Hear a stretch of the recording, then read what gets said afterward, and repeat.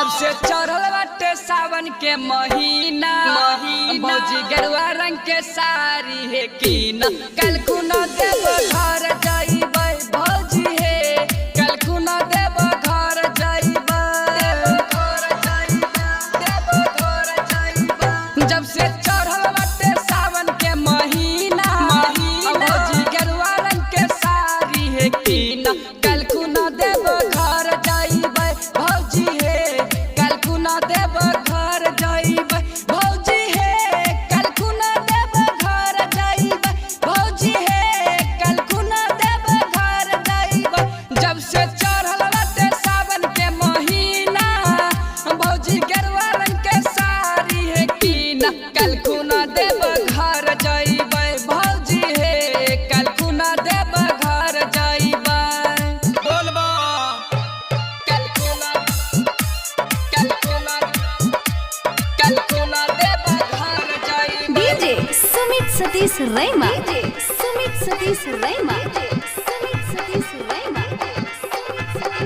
presented by PM Recording Studio Alamnagar Madhepura बोलबा बोलबा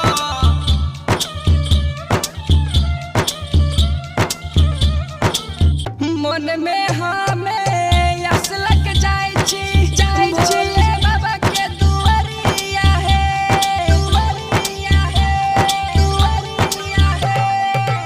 मन में हमें यस लग जाय छी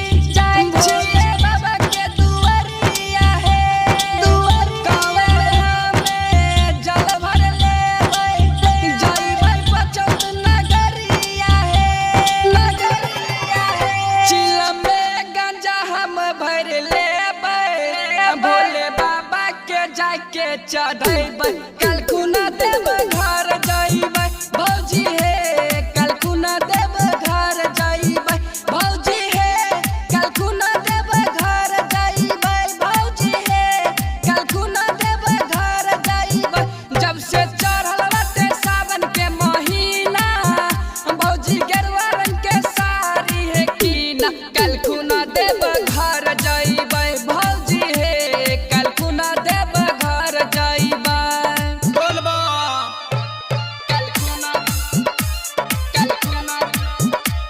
कल खुना देव घर जाइबै डीजे सुमित सतीश रैमा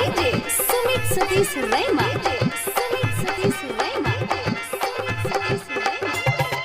मिक्स बाय बलभद्र सिंह बोलबा बोलबा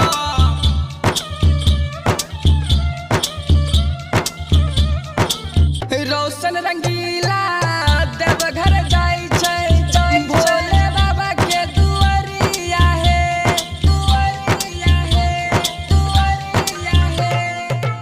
चंदन चाहत देव घर जाय छै भोले बाबा के दुआरिया है बाबा के कृपा से कांवर से भौजी जलवा दी चढ़ाई है ऋतिक निराला देव घर जाय छै सुखवीर बिहारी जलवा चढ़ाई छै